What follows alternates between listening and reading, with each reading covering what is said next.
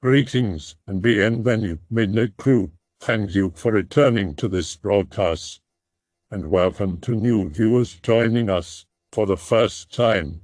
If you like a video, then feel free to subscribe.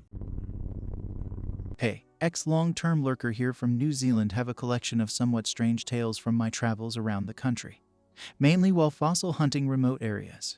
Does anyone have any experiences in New Zealand? May post mine soon if there's any interest. Be me. Just turned 22. Living in Christchurch, New Zealand. Decide to go hunting for fossils at new spot. Girlfriend, now ex. Not interested in that type of thing particularly, but keen to come for adventure. Jump in girlfriend's 4x4 and head about 2 hours out of the city. Onto desolate logging land. Redwoods are our equivalent as far as I can see on both sides of the narrow dirt road.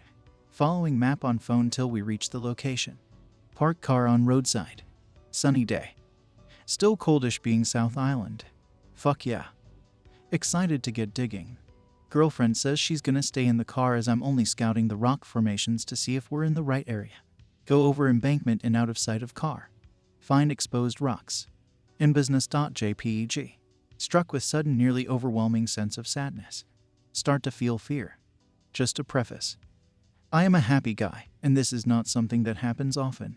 Get the sense that I am not alone. Can't focus on the job at hand as I am deeply saddened for some reason. Not sure why. But know the feeling is external, as if it belongs to someone else. Decide to head back to car. Approach the ute. Girlfriend is looking away. Dead staring into the forest on the opposite side of the road to where I was. She doesn't look away from the tree line the entire time I'm walking up onto her. The windows are down and there's little to no wind. Finally get to car. Feeling of sadness has turned nearly to complete anguish at this point. Look over the roof of the car as I think I see movement in the forest. In disbelief. Entire tree line in maybe a 5-meter area is blurry. And moving like a heat wave coming off of a tar road on an extremely hot day. Shit you not, the rest of the bush on either side is perfectly clear and swaying in the light breeze. Stare at this patch of almost clear mist. Doesn't move in the wind. Just hovers there maybe a meter into the trees. Staring at this thing. It disappears. Not dissipates, just disappears. Tree line and forest look as they should in less than a second. Emotional wave disappears. Just kind of feel empty and a little in shock. Open car door. Girlfriend nearly fills her pants. She's in tears and terrified. She saw it too. Begs me to just get in the car so she can drive away. Never comes fossil hunting with me again. Some additional info on my first story. About the strange area encountered while fossil hunting, here it is on a map. Red is where the car is parked. White is where the entity was. Blue is the rough area I was digging around. Alright, here's a quick one from the perspective of my dad in the UK house. Have light up Homer Simpson slippers son Anon gave me when he was 5 for Father's Day. Wear them round the house. The kind that have little leads on the top that are pressure sensitive to when you step in them. Regular night at home. Put kids in bed and have cup of tea with wife. British. Kick slippers off to opposite sides of the room as always to piss off wife. Both get into bed and sleep. Both woken up at maybe 2 to 3 a.m. and notice room is dimly lit up with blinking colorful lights. What? Hear shuffling footsteps in room. Look over the edge of bed. Slippers are fucking meeting in the middle of the room and shuffling to the edge of bed.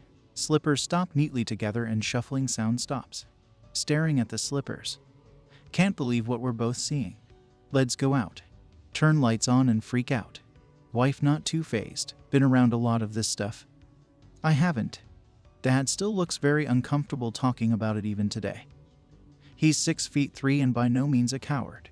Still wear the slippers. Okay, sorry to keep you all waiting, but this may be a long one. So buckle up. The 2021. Still living in Christchurch. Still fossil hunting. Out with friend at a fantastic spot. Let's call her Anna. We've been here multiple times in both daylight and at nighttime with nothing like this ever happening before. Huge storm hits Christchurch a few days beforehand. Some of the heaviest rain in years. My flat lost part of its roof and leaks on all 3 floors. Decided to visit the location. A small farm on the Canterbury coast about an hour's drive from the city. Farm has great beach with huge siltstone cliffs full of fossils. We both know that the storm would have knocked a ton of new material down onto the beachhead. And it doesn't finish work till 9. So we arrive at the farm around 11 p.m., walking through farmland and down to beach. We have floodlights as it is pitch black this far out of the city. Windy as all hell and bitterly cold. Both excited to get onto the beach and see what we bring home. We follow the path down and start our trek, scanning rocks and the cliffside with our torches as we go. Going great. Found a huge tiger shark tooth and a nice crab so far. Think I can hear a faint sound somewhere in the distance. Pay no mind to it. Hear it a few more times and decide to listen. Anna is maybe 50 meters behind me, closer to the tide line, and I'm up against the cliffs. Sounds like a man's voice shouting something in a language I can't quite make out. Carried over the wind. But it's not English.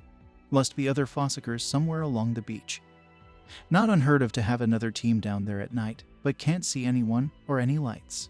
Keep doing what I'm doing and keep hearing the sound. Start to be able to make out what it might be. If you've ever been to New Zealand, you've definitely heard Te Reo before. It's the language of the native Maori population. Sounds like a man shouting Hua or something similar. Definitely in a Maori accent. Shouting is definitely in Maori. Sounds like it's coming from somewhere up on the clifftops. Black arrow and pick related. Sean light up the huge face but can't see anything up there. At this point Anna has made her way over to me. Don't mention the sound and we keep making our way further along the coast. Hear the shouting intermittently as I'm walking. Anna stops, shines torch up the cliff face, and asks me if I can hear anything. Ask what she's hearing. She tells me she's not sure but it sounds like shouting in Te Reo. And it's definitely a woman's voice. But she can't quite make it out over the wind. Tell her I've been hearing the same thing, but I'm certain it's a man's voice. She puts her hand up and says, "Listen." Can't hear anything. She's telling me she's hearing it right now. Hear the man shouting again. Ask if she can hear it. She hears nothing. Okay then. So we can each individually hear our own gender's sound, but not the other. Decide to keep walking. About 12:30 am at this point. Find more fossils, chat about the area and the paleontological history. Fucking nerds. We both haven't heard the shouting in a while. Both assume it was nothing but our imagination. Come up to the corner we round before the crab alley white arrow and pick. We call it that because of an abundance of fossil crabs. Super creative. There's been a huge cliff slide on the corner. Rocks and debris everywhere. Small space between cliffside and ocean where we can go around without climbing or getting wet. Look back at Anna as we agree to check out the fallen cliff on our way back. Take a step forward. Fucking freeze immediately on the spot. Sheer, unbridled terror. If I hadn't pissed in a tide pool before, I would have pissed my pants at 23 years old. I was so scared. Literally don't move a muscle. Anna lets out a small whimper from right behind me. She clearly feels the same as I do. In front of us is a clear stretch of beach, illuminated by the light of the moon, which came out from the clouds a few minutes previous, maybe 50 meters away. The ground is moving like a heat wave, almost exactly like my last post. I feel like prey. There is no better way to put it. Anna asks quietly if I can feel that. She sounds absolutely terrified. I can feel the air almost solidify in my lungs. Try to breathe, can't get a full breath. The entire beach before me feels enraged, and it is letting us know we couldn't be more unwelcome there. Feel with 110% certainty that one more step would mean death. Slowly back away. Trembling and genuinely traumatized. Presence follows us. Can feel it millimeters off of my back. We calmly but hurriedly begin the walk back to the truck. We're both dead silent, eyes locked forwards, flashlights off, walking side by side. Strangely feels as if I'm in the passenger seat of my own body. Get to the slope which leads off the beach and back to the car. Can feel the presence stay on the sand. Hurriedly climb the slope and just GTFO. Look back only once. The entirety of the beach and the bay in the photo is moving with the heat wave effect. Actually start crying. Get to the car, floor it and speed off. Anna is completely shut off. Doesn't say a word until we're about halfway home. She starts crying uncontrollably and asking what was that repeatedly. We pull over at McDonald's and get some food and calm ourselves down. Begin to talk about the event. Greentext over. Now onto our theories and a revelation from a friend which confirmed our suspicions. We were sure that we had accidentally stumbled onto Maori's sacred tapu land somehow, as we both got the very clear feeling we were trespassing or disrespecting whatever was there. We thought back to the voices we were hearing earlier on from the cliff tops and both thought they were some sort of warning to go no further, which we had unknowingly ignored. It just kind of made sense at the time and still does. We were warned to stay away, and upon crossing a certain line were met with what I can only call spiritual violence. It was absolutely the scariest experience of my life. And I have been through a lot. Asked a couple of local fossil hunters about the area, and a friend had found greenstone tools and artifacts at the same beach. The Maori people have a cultural and spiritual connection to Paranormal, or greenstone, and used it for tools and ceremonial items. The Dumbass took the artifacts home too. Also talked to the owner of the farm. And the spot where we felt the unrest was a Maori eating ground, where they cooked together as a tribe in the 15 and 1600s. We had accidentally stumbled onto Maori sacred tapu land somehow. Well, shit, I wasn't gonna post, but reminds me of a story my dad told me. It's not much, but kinda relates to what you just posted. Dad and his father-in-law are hiking in the Karangahake Valley in the Coromandel. They go off trail a bit. Start to feel a sad, unhappy presence. Dad's father-in-law says they shouldn't be here. Said he felt a general discomfort that got more persistent as time went on. They tried walking back to the trail but couldn't find the path. WTF. My dad said they only walked a little bit off but now can't find shit. Getting panicky now, feelings of discomfort increase into strong anxiety. They start hearing dogs barking. Dogs barking all around them from nearby. Start to get closer and closer to them. Like a pack of wild dogs are almost encircling them. Barking getting louder. Can't actually see any dogs. Just the barking and the grim presence. Suddenly they make it back to the track and the feeling goes away along with the barking almost instantly.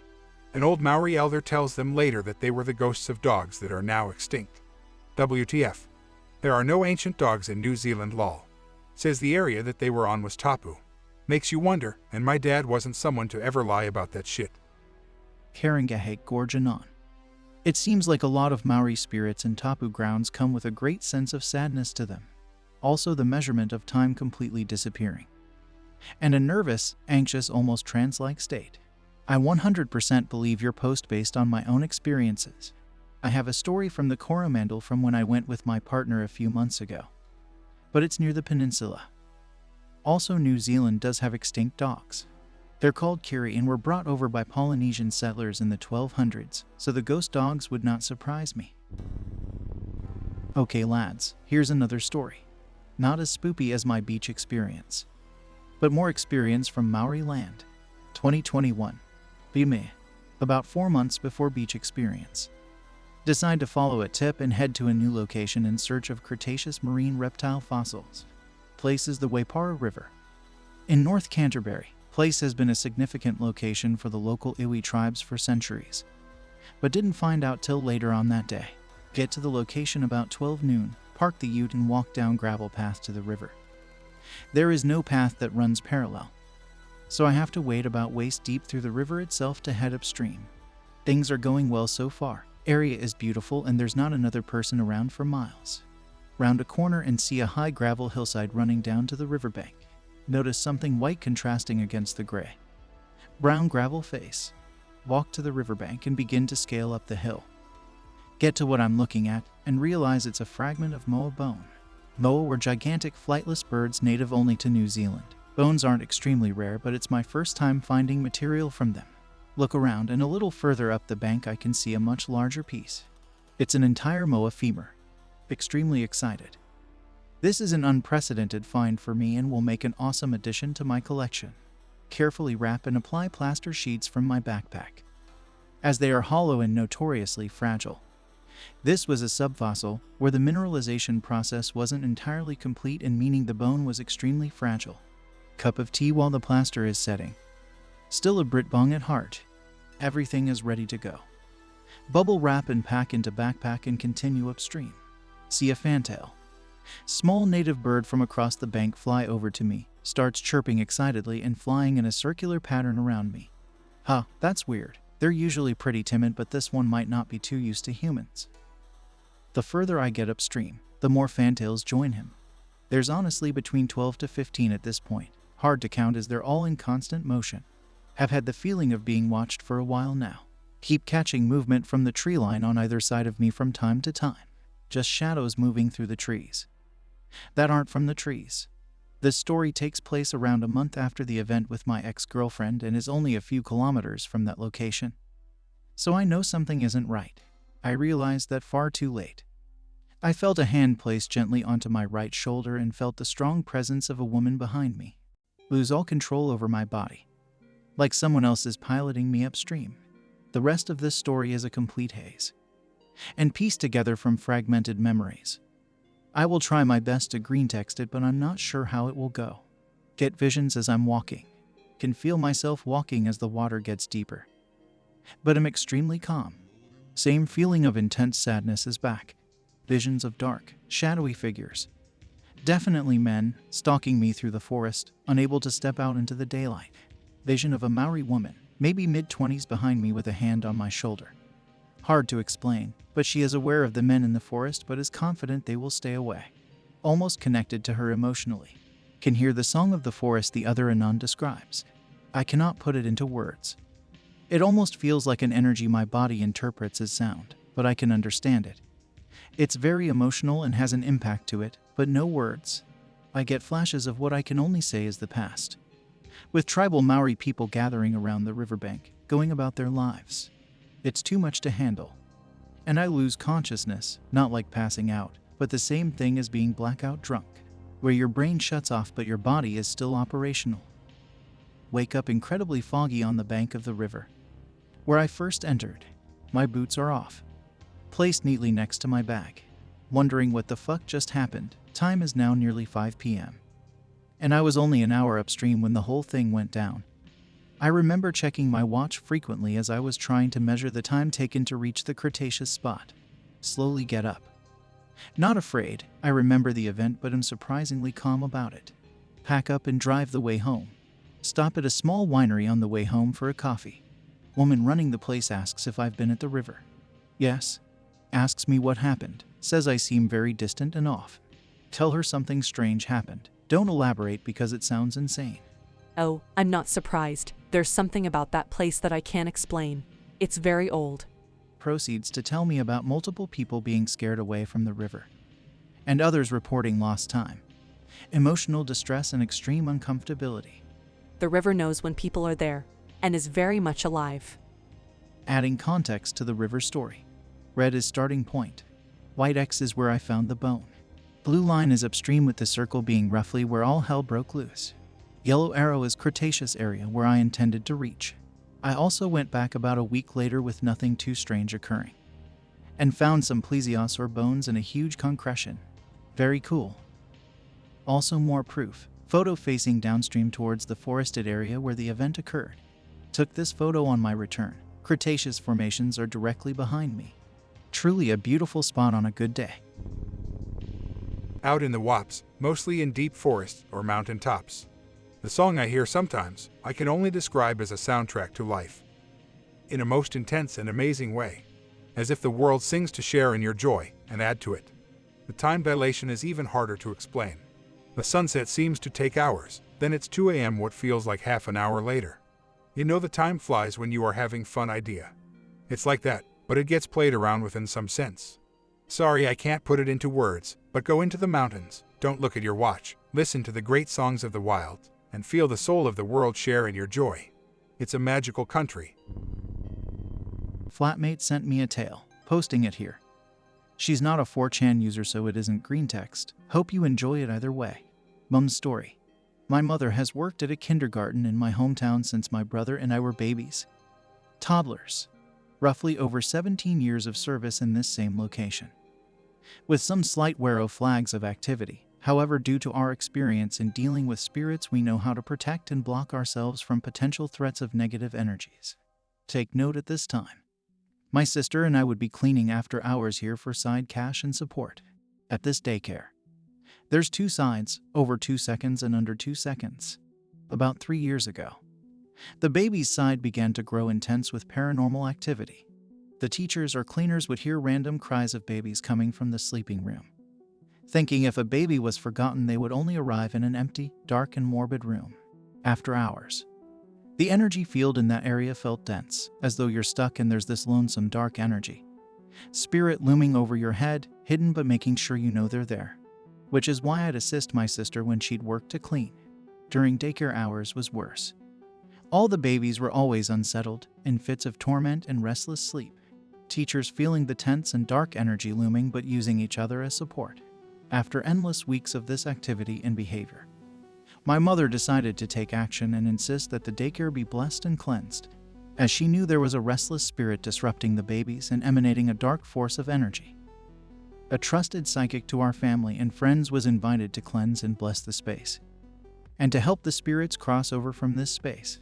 After her visit, many revelations were made for both the kindergarten and my family. First, there are many spiritual pathways and bridges that spirits can take to move around. The spirit that was in the babies section was an elder maiden from back in the days, who came through a path from the historical hospital across the road from this kindergarten. She was stuck on this side and desired to go and help nurture the babies and look after them, but didn't understand that her being here was actually scaring the babies, and not really helping out the teachers. Babies and animals are extremely sensitive and aware of spirits and all energies. The medium helped assist the maiden find peace, and prior to crossing over, left a veil of good luck and fortune over the door to the baby's side to all that cross over the threshold. Before the maiden had left, however, she had introduced a little boy who has also been with her, playing and assisting with the kids. This boy had lost his life as a baby at the hospital across the road, and had been lost for many years.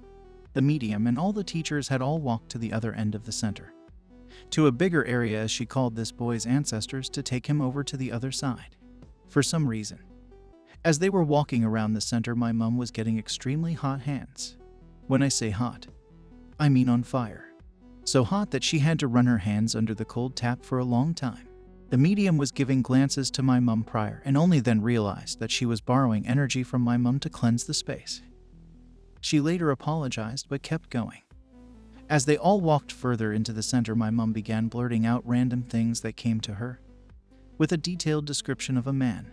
As the man had arrived, they had concluded that my mum was very similar to the psychic in terms of connecting with the other side. Her spiritual side had fully awakened there during their cleanse of the kindergarten. She hears whispers and words, feels the energies, and can begin to converse.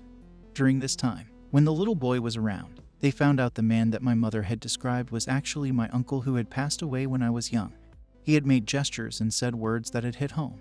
His death was a very tragic one and never forgotten. So this encounter helped my mum blossom more into this role. It was his son that him and his partner had lost, but this was kept secret from the entire family. So you can imagine the surprise when the siblings of my uncle were told, and they were unsure at first. Only once the partner, who was alive at the time, was informed of this did everyone realize the more truth to the story, confirming her and my uncle had kept this event to themselves. The psychic and the teachers all gathered. Ancestors of my uncle and this boy all showed up to help him cross over into the afterlife with them. A spirit tried to push my mother off a cliff and nearly killed her last year. It was in Pot Hill at the end of Hae Beach. There was an Iwi conflict there, and we have distant Maori heritage. My mother was walking beside the cliff and was pushed by an entity. Locals say it's haunted and stay away from it. We think we might be related to a rival Iwi or something, but all our relatives are dead, so we can't confirm sacred tapu land, and the spirits that guard it are 100% real. I know so many people with stories. Good thread, there's a lot of weird shit going on in New Zealand. Sure fuck. Laterball. I hope that you enjoyed tonight's broadcast. If you enjoyed tonight's story, then please subscribe to the channel, as more green texts will appear daily. A new broadcast will appear when the clock strikes midnight Central Time.